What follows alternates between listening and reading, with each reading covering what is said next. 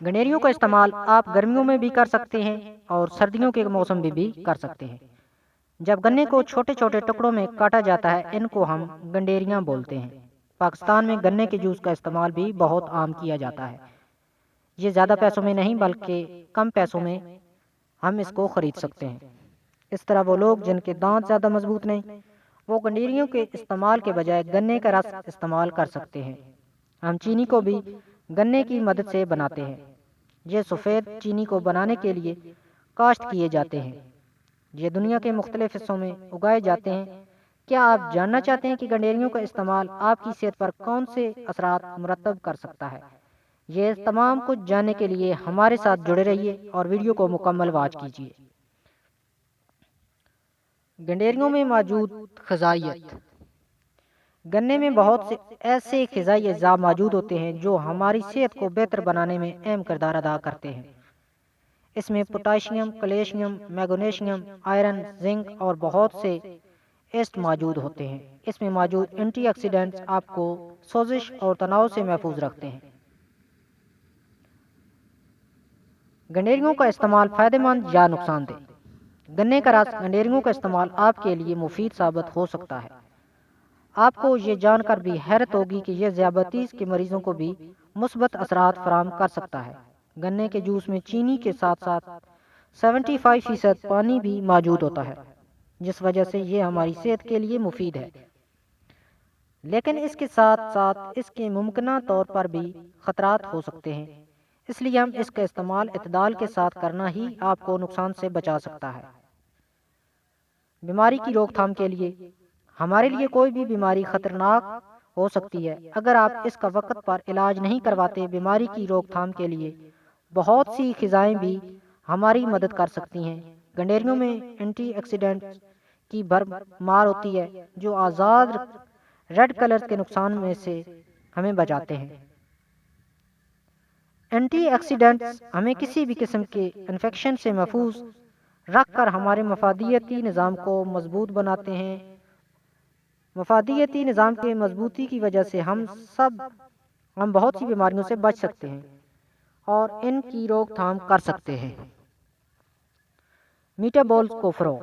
اکثر کہا جاتا ہے کہ شوگر کا استعمال آپ کے وزن میں اضافے کا باعث بن سکتا ہے، لیکن گنے کے رس کا استعمال آپ کے میٹابولز کو فروغ دے سکتا ہے اور آپ کے میٹابولز کی صحت کو اچھا کر سکتا ہے۔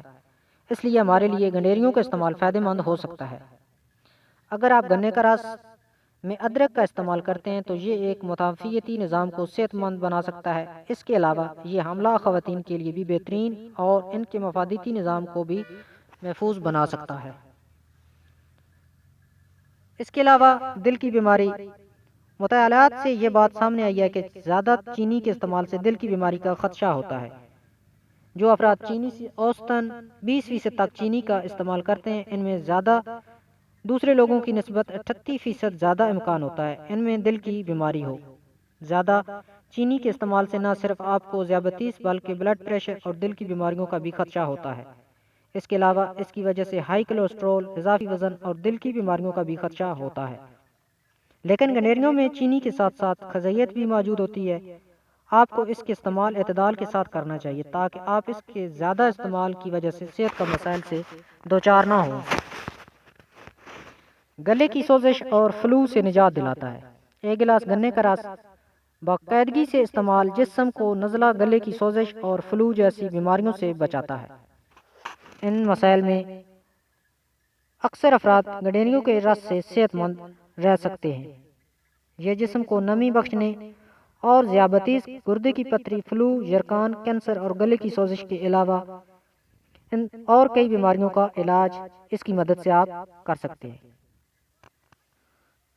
گرمیوں میں جب زیادہ پسینہ آنے اور جسم کی زیادہ گرمی کی وجہ سے گلا خشک ہو جاتا ہے تو گنا بہت اچھا ہے۔